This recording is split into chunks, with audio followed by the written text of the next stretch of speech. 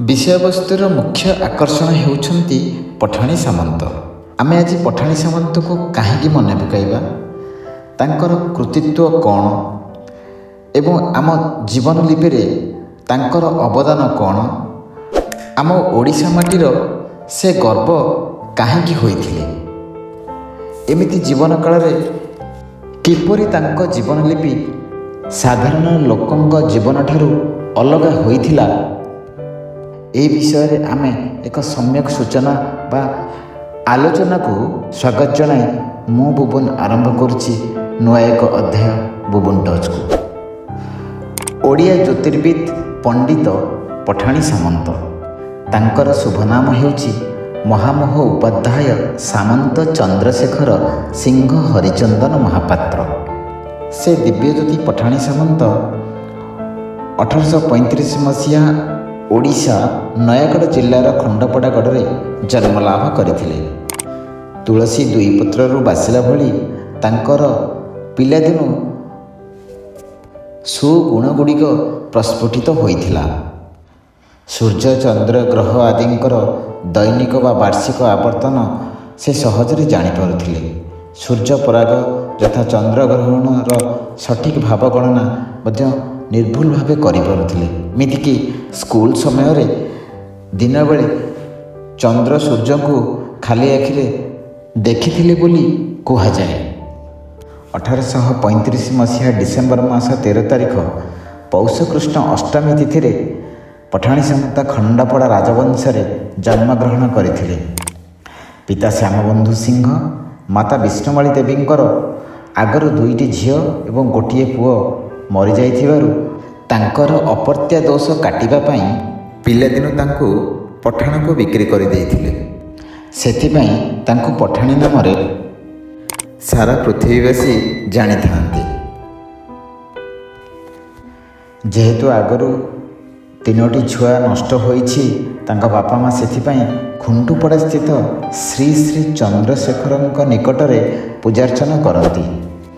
कहा जाए जे प्रभुंकर स्वप्नादेश होइथिला एवं तांको माँ को निर्देश होइथिला जे एक शिला जहाँकि प्रभुंक निकटरे अवस्थित लाभ करिछि ताकू प्रसाद रूपे सेवन करिवे।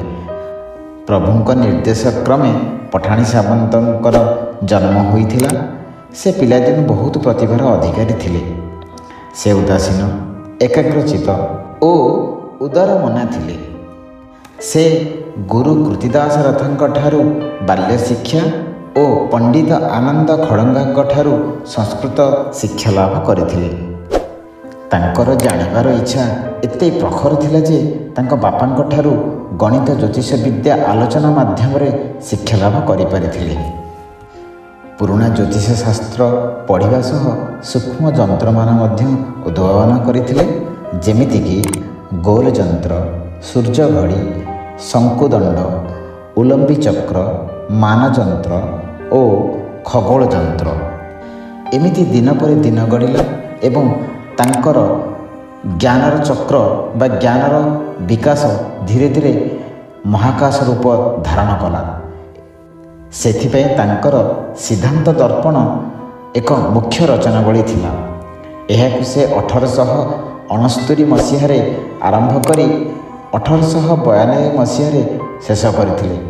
एथिरे पाखापाखि 2000 गोटी पद रहिथिला। एहाकु से निजे तालपत्र लिपिबद्ध करथिले। मात्र पठाणी सामंतंकर एई सुगम्य रचनावली को कागज रे प्रथमे घनश्याम मिश्र उतारिथिले। तांकर एही रचनावली बा एई ज्योतिषर निर्भुल गणना पाई तांको 1893 मसीह महामोह उपाध्याय उपाधि सम्मान करा जाइथिला।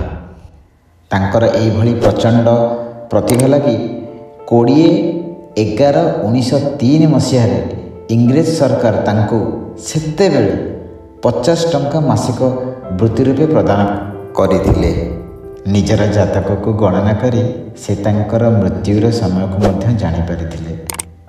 सेथिपई अंतिम समय रे से पुरी रे अवस्थापन करी प्रभु श्री जगन्नाथंकर ରୂପଲାଭ କରିଥିଲେ। କିଛି ଦିନ ପରେ 11 ଜୁନ 1904 ମସିହାରେ ଇହଲୀଳା ସମ୍ବରଣ କରିଥିଲେ।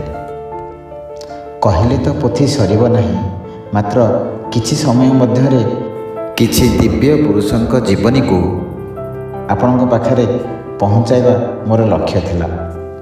ତାଙ୍କର ସ୍ମୃତି ସନ୍ତକ ହିସାବରେ ଭୁବନେଶ୍ୱରଠାରେ ତାଙ୍କୁ ସମ୍ମାନ ଜଣାଇ ପଠାଣି ସାମନ୍ତ ପ୍ଲାନେଟୋରିୟମ୍ ତଥା ତାରାଘର ତିଆରି କରାଯାଇଛି। ଆଜି ସିନା ପଠାଣି ସାମନ୍ତ ନାହାନ୍ତି, କିନ୍ତୁ ତାଙ୍କର ରଚିତ ସେହି ସିଦ୍ଧାନ୍ତ ଦର୍ପଣର ଜ୍ୟୋତି ସାରା ପୃଥିବୀକୁ ଆଲୋକିତ କରୁଛି। ସେଥିପାଇଁ କବିବର ରାଧାନାଥ ତାଙ୍କର ପ୍ରତିଭା ଓ କୃତିକୁ ଲକ୍ଷ୍ୟ କରି ଦରବାର କବିତାରେ ଲେଖି ଯାଇଛନ୍ତି, ଉତ୍କଳ ମାତାର ଯୋଗ୍ୟତମ ସୁତ ତୁମ୍ଭ ଯୋଗୁ ଆମେ ସର୍ବେ ହେଲୁ ପୁତ, ସିଦ୍ଧାନ୍ତ ଦର୍ପଣ ହେବ ନାହିଁ ନର ଦେହେ ଥିବ ଯାବତ। ଯଦି ଏହି ଭିଡ଼ିଓଟିର ବ୍ୟାଖ୍ୟାନ ଆପଣଙ୍କୁ ଭଲ ଲାଗିଥାଏ, ଏହି ବୁବୁନ୍ ଟଚ୍ ଚ୍ୟାନେଲକୁ ସବସ୍କ୍ରାଇବ୍ କରିବେ। ଜୟ ଜଗନ୍ନାଥ।